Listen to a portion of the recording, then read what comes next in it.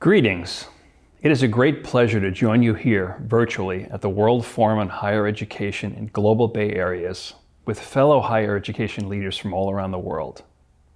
As you all know, we are living in a continuously changing world, and increasingly universities like ours are playing important roles in innovation, regional economic development, and social and global responsibility.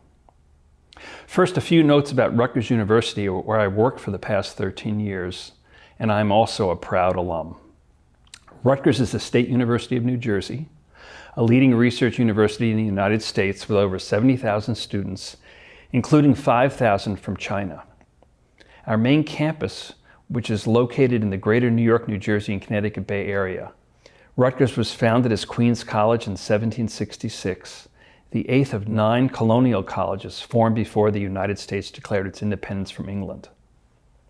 Centuries ago, colleges in Europe, the Middle East, and eventually the United States mainly focused on educating and training students to work in the learned professions, which at that time were religion, law, and medicine. Their curriculum centered around the classics, philosophy, history, ethics, and language. In the United States, by the middle of the 19th century, the higher educational system was, and needed to be, transformed to help address important issues of the day, and those needs became the driving force for the Land-Grant or Morrill Act in 1862, signed by President Abraham Lincoln, which defined and funded a series of land-grant universities across the United States. Rutgers won a competition with Princeton University to become New Jersey's land-grant institution.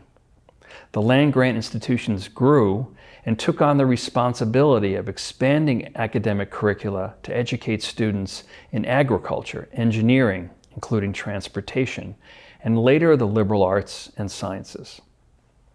The responsibilities of universities have evolved over time to meet the general needs of society, but some aspects of their missions have remained fundamental, including the goals of educating students to be thoughtful, responsible, honest, and open-minded citizens. Universities now also need to train students to solve problems through communication across disciplines and cultures amid a world which continues to engage internationally. One aspect of this forum is to discuss interinstitutional collaboration in economically important Bay areas to promote the further development of higher education, innovation, entrepreneurship, and regional development. As we all know, Bay Areas and seaports are critical assets expanding to meet the needs of a globalized world. It's not coincidental that some of the best universities are located in some of the busiest Bay Areas in the world.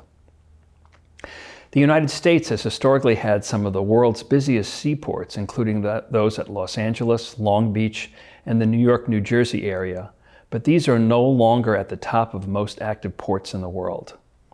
As this group surely knows, several of the busiest seaports in the world now are in China and nearby areas of Asia.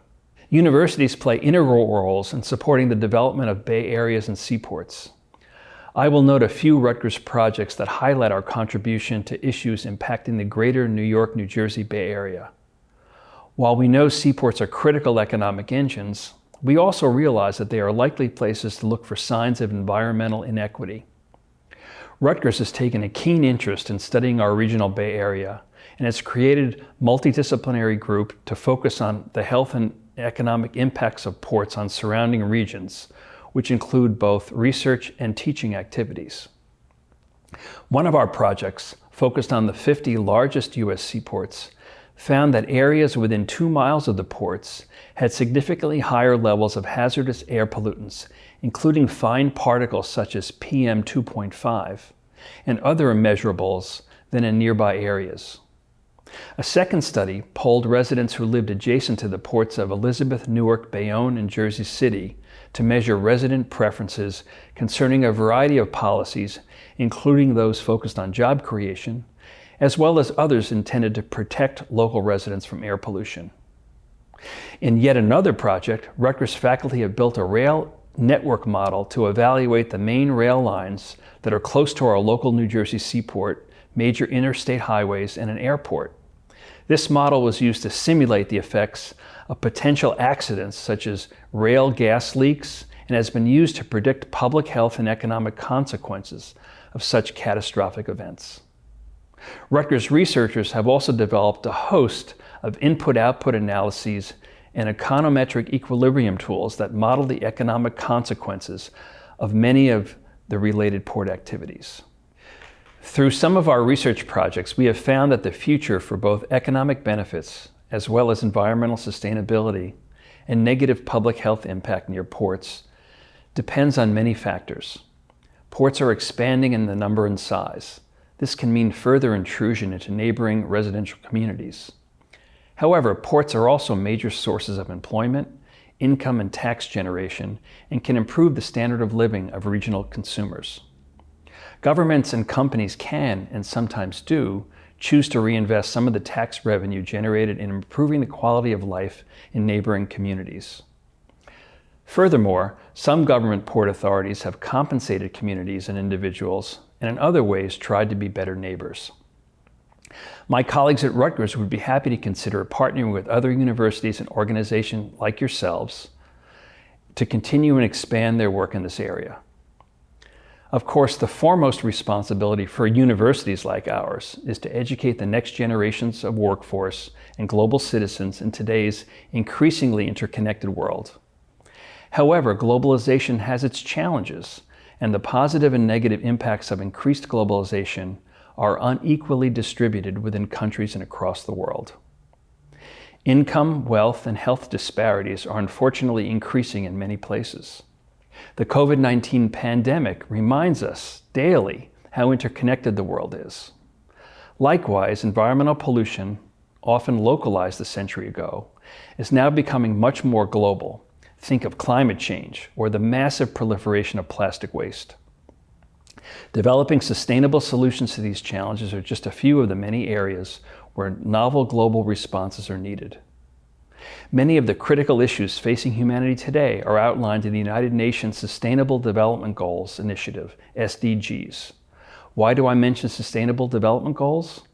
The United Nations headquarters is in New York City, in the New York Bay Area, and Rutgers has historically had a close relationship with the United Nations, with dozens of our faculty members have come from the UN or are engaged with research there. In addition, the university has been deeply committed to environmentally related research and education since the initiative began in 2015. In my opinion, focusing on sustainable development goals is one forward-looking way for universities like ours to align central aspects of our teaching, research, and service missions. I feel that it is the responsibility of all universities, as well as other institutions represented at this meeting today, to use the Sustainable Development Goals as a way to educate students to lead productive lives, and to also serve as leaders in the production of new knowledge that can address those issues facing us all. Clearly, some of the problems facing the world, such as global warming, the COVID-19 pandemic, and peaceful relations between countries, require international as well as local solutions.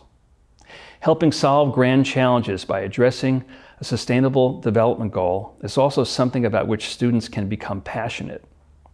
If you support the idea of universities engaging with SDGs, please consider joining the University Global Compact or other initiatives bringing together global universities like ours to collaborate on Save the World projects, which are quite inspiring for our students. Educational philosophy and pedagogical methods are changing students of all ages. In order to survive and thrive in universities, at least in the United States, we now need to ensure that our students can learn to think creatively and critically, not simply memorize information, and to learn how to work and communicate both individually and in teams. Online communications and social media help in some ways, and that pandemic has shown many of the benefits of online education and engagement. But face-to-face interactions will always be important in creating solutions to difficult problems. We also need to prepare our students for meaningful and productive employment after university. Addressing these issues is our responsibility as university leaders, and it requires that we rethink pedagogy and sometimes university strategies.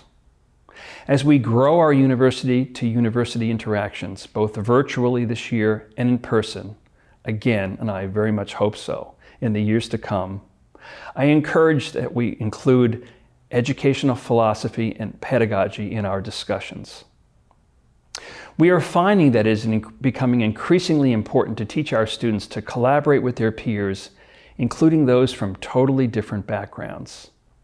This is how people work in private companies, in the private sector, and in academia.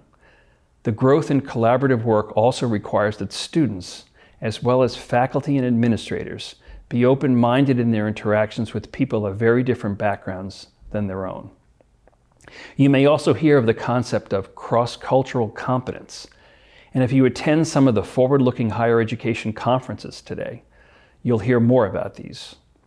Student mobility across borders is one way to help foster cross-cultural competence and global interactions. As educators, we are obligated to graduate students who understand the world, who can communicate and collaborate with a diverse range of others, and can ultimately contribute in a positive way to the sustainable development of the world. At Rutgers, we are spending a lot of time addressing what we call diversity, equity, and inclusion issues, both internally and as we interact with the outside community. Engaging in mutually respectful and productive ways with our international counterparts like you is part of that initiative. I truly hope that this forum succeeds in initiating a creative discussion and a set of actions to further the economic, environmental, and social roles of higher education in the global Bay Areas. Although unrelated to economic development and technical entrepreneurship, I am also of the belief that engagement between participants in events like this forum promotes ties that not only between universities, but also our countries. I am grateful to the South China University of Technology for hosting this important forum. We have had a robust and forward-looking partnership for decades, and we look forward to continuing our relationship into the decades to come. Thank you very much.